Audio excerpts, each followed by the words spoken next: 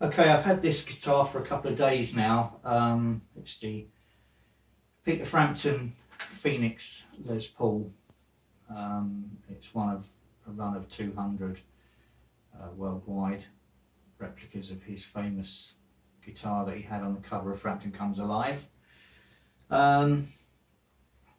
So it arrived a couple of days ago, and I opened it up, got it out of the box, did a little uncasing video of it just to show what it was, and photographed it, and then it went back in the case, and it's been in there for a couple of days because I've just been doing other things.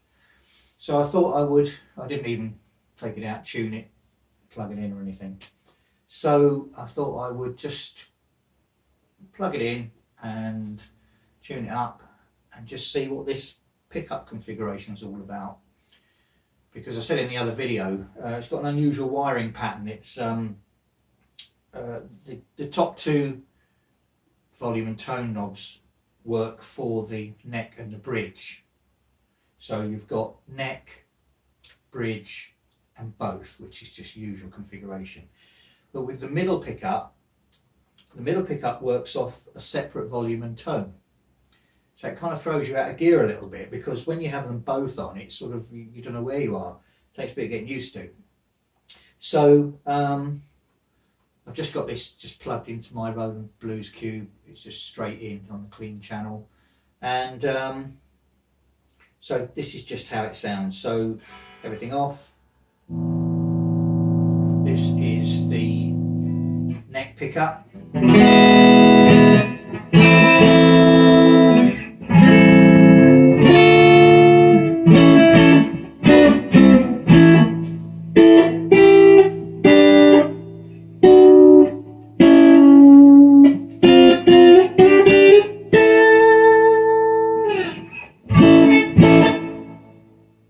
Bridge pickup.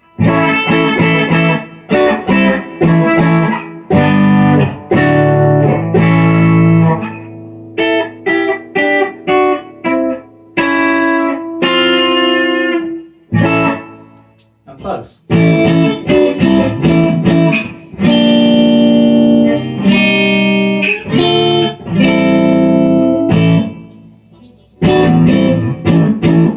I've got the amp only set on 1/4 of a watt. It's on its lowest setting. It's a Sunday morning and or Sunday afternoon now, and just so as not to disturb the neighbours, I'm just keeping it to a lower volume.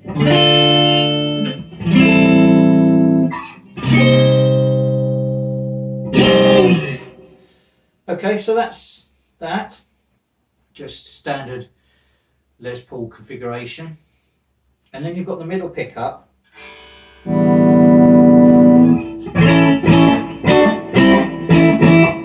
So, not a huge amount of difference between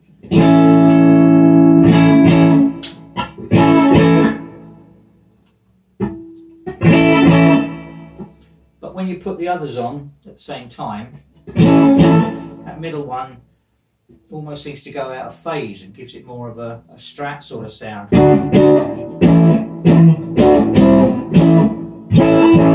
It does something to the sound. I haven't quite worked it out yet, but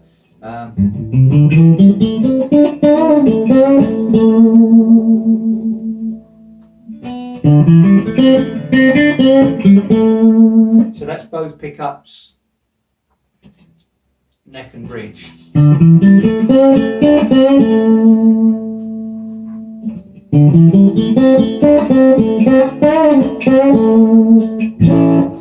Might not be able to pick that up through the camera. I'm just recording it on my mobile phone, but it does change the sound. And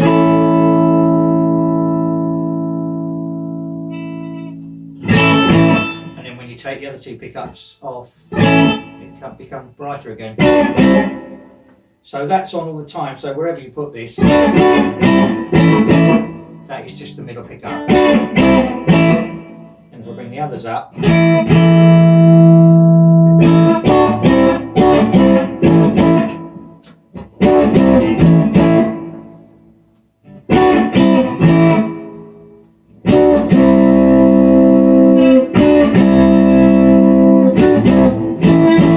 so interesting.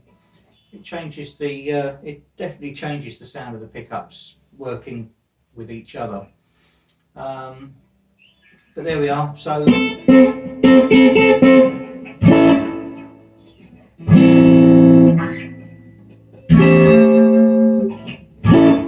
as is typical with Epiphone Les Pauls, this is the third custom I bought new, and they always seem to set the action really high. So that bridge is going to have to come down a bit, and then we'll see if I can get away with that without getting any buzz, or if I have to tweak the truss rod.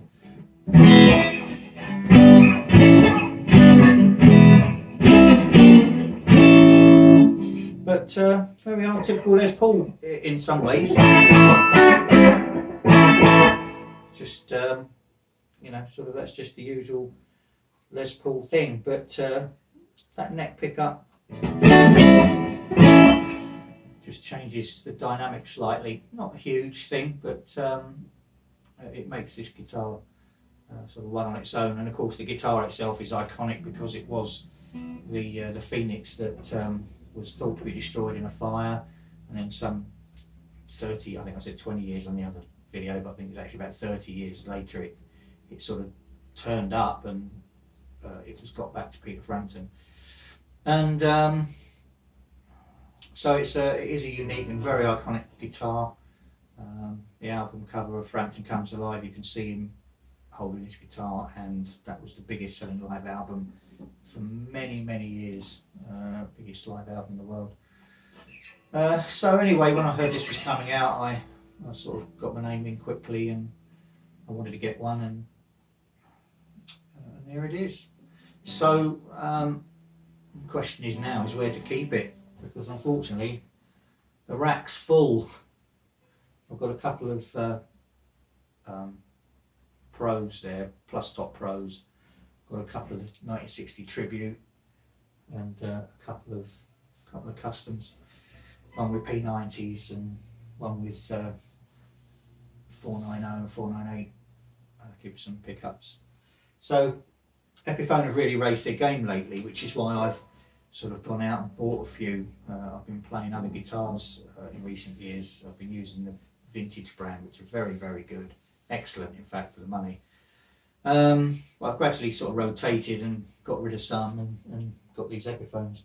So these first two, these Plus Top Pros, have Pro Buckers in, which is what this has got, Pro Bucker in the neck and the middle, and then it's got a ceramic plus in the bridge, which is a more modern sounding sort of hotter humbucker. They've got pros in, Pro Buckers. But all the others have got Gibson pickups, which is kind of quite a good thing that Epiphone have been doing. So the 1960 tributes have got Gibson 57 Classics, which are my absolute favourite pickups. These four I bought used. This and the other two customs I bought new, purely because at the time that was the only way you were going to get them. They very rarely turn up. That's a custom classic pro, and that's got Gibson 490 and 498 pickups in. Very rarely see those second hand. They're still doing, I think, a custom classic pro, but they've changed it slightly. It's got rectangular inlays instead of trapezoids, and it's got Pro Buckers in now. And that one on the end is the 1955 Inspired By, which has got Gibson P90s, which are absolutely awesome. They just roar. And again, I bought it new because I just didn't see them at the time. They occasionally pop up used now on Reverb and things, but not that often. But yeah, so Epiphone have really raised their game. I think probably because of the pressure of vintage munching into their sales over the years, because vintage make great guitars and they're really cheap, to be honest. But anyway, there we are. These, I'll go through these at some point, just pull them out on a different video. I'll just pull them out one after the other and just show you what they look like. Probably won't plug them in, but there we are. So there's 6 Epiphone Les Pauls there, 4 of them with Gibson pickups. And now I've got this one, and I'm not quite sure where to put it. I guess one of these left to come out. I'll shuffle them all along, and I don't really want to leave this on a stand because, you know, my dog is clumsy and will probably come out and just knock it flying. So we'll see. Anyway, that's quite a nice problem to have. So there it is. That was just to give you an idea of the sound of this one. And yeah, it all seems to be working okay.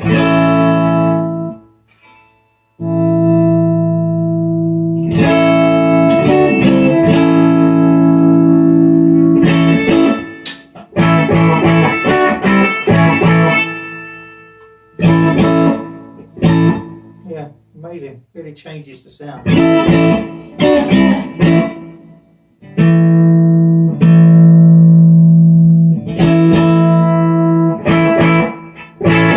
Anyway, there we are. It's a great guitar. These have all got Grover tuners on as well. The tributes, the 1960 tributes, have got Grover locking tuners. All the others have got rotor, including this, have got Rotomatics on.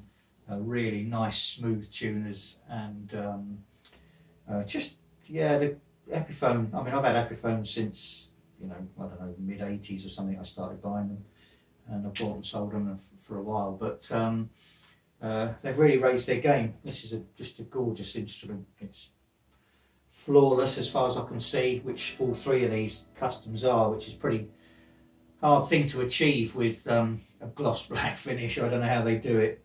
Absolutely flawless. Not a mark anywhere, and whether it will stay like that remains to be seen.